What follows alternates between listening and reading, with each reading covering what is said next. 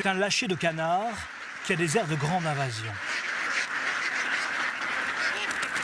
Des milliers de palmipèdes qui, dans un joyeux cancadement, s'ébrouent en quelques secondes sur des hectares de rizières. Va commencer pour eux un immense festin. Au menu du banquet, escargots, vers de terre, insectes et toute autre bestiole qui ravage habituellement les plantations de riz. Car ces volatiles ont un énorme mérite pour la production de riz en Thaïlande. Ils remplacent les pesticides, engrais et produits chimiques.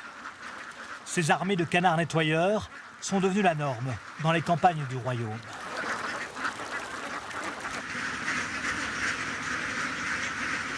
Tout a commencé quelques heures plus tôt, sous l'œil attentif de leur éleveur. C'est toujours la même chose. Lorsqu'ils terminent dans un champ, on les emmène dans un autre champ. Donc quand c'est fini, on utilise le camion pour les emmener ailleurs. Au total, j'ai 20 000 canards, mais on ne les met pas ensemble, on les sépare par petits groupes. Pour ces 4 000 canards, cap vers une nouvelle rizière.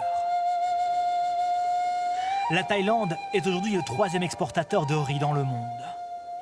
Et au milieu des plantations, il n'est plus rare d'apercevoir de grandes fermes de canards. Dans le pays, ces palmipèdes sont surnommés les chasseurs des champs.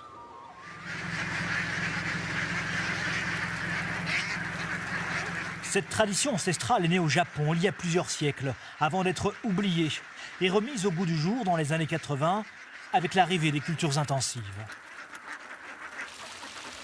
L'éleveur arrive avec ses canards dans les rizières, une fois la récolte terminée. Pendant une semaine, ces animaux vont manger tous les parasites. Voici par exemple ce que les canards mangent. Ça, ce sont vraiment les ennemis du riz. Tous ces escargots dévorent les plantations. Donc les canards vont éliminer tous les mollusques dont les œufs viennent se coller aux plants et les font mourir, comme ici.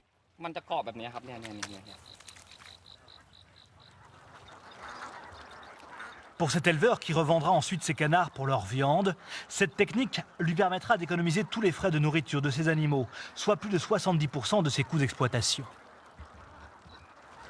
Pour le cultivateur de riz, les avantages aussi sont nombreux. Comme 80% de ses collègues dans la région,